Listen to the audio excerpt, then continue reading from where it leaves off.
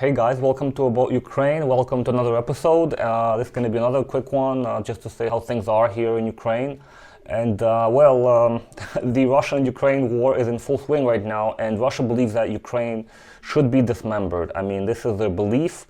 And oh, by the way, guys, I have a PayPal account, link below, where you can make a one-time donation if you value my content, if you're interested.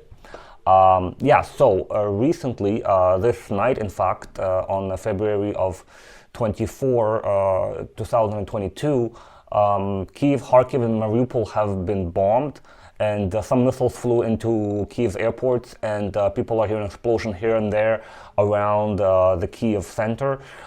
If you get out, like maybe 10 kilometers away from Kiev, like there are some explosions being heard on the vicinity of the city. And I'm not sure about Kharkiv and Mariupol. Things are developing quickly, but as of this writing, they have gotten some hits as well by missiles from Russia. But really, this really isn't a surprise. Like I said, Russia, in all seriousness, is discussing that Ukraine should be dismembered and turned into pieces. I mean, eastern and southern Ukraine, for example, they believe were gifts by Lenin.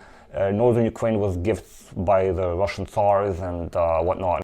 But by the way, half of Mongol Empire was Russia, so I mean, wink wink Mongolia, maybe you can make some moves and make some incursions as well. But anyway, in all seriousness, Putin's Russia recently announced that half of two Ukrainian oblasts, Donetsk and Luhansk oblasts, are independent states, and Crimea, Ukrainian territory, belongs to Russia as well.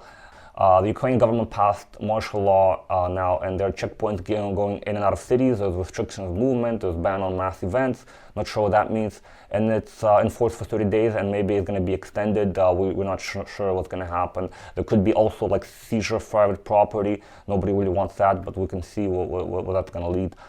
Number two is that we're seeing rapid change. There's a change day by day. Like one day we're having rumors of tanks on the border, the other day we're having actual missiles flying over our heads. So yeah, it's a little unnerving.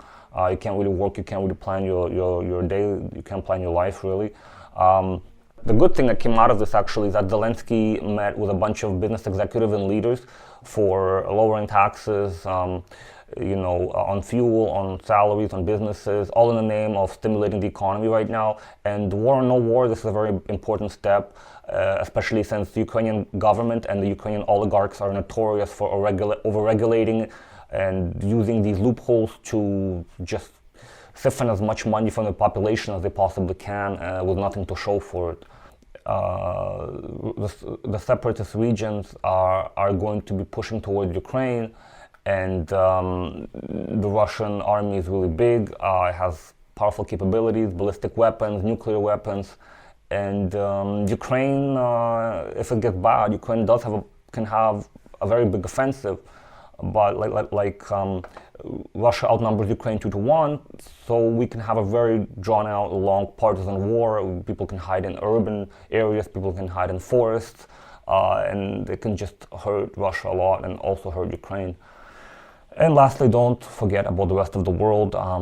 Russia's being hit right now with massive sanctions. The world's volunteers will come and fight for Ukraine. I mean, they are signing up out of their own free will. Countries not sending people here to fight for Ukraine, but Ukraine's diaspora, they're raising awareness, they're getting people to come out and to help in any way with the war effort.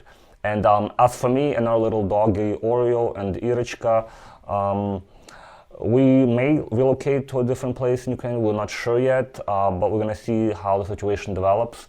And on that note, I'm going to leave you guys to subscribe to my channel and hit like if you like Ukraine and if you're for Ukraine.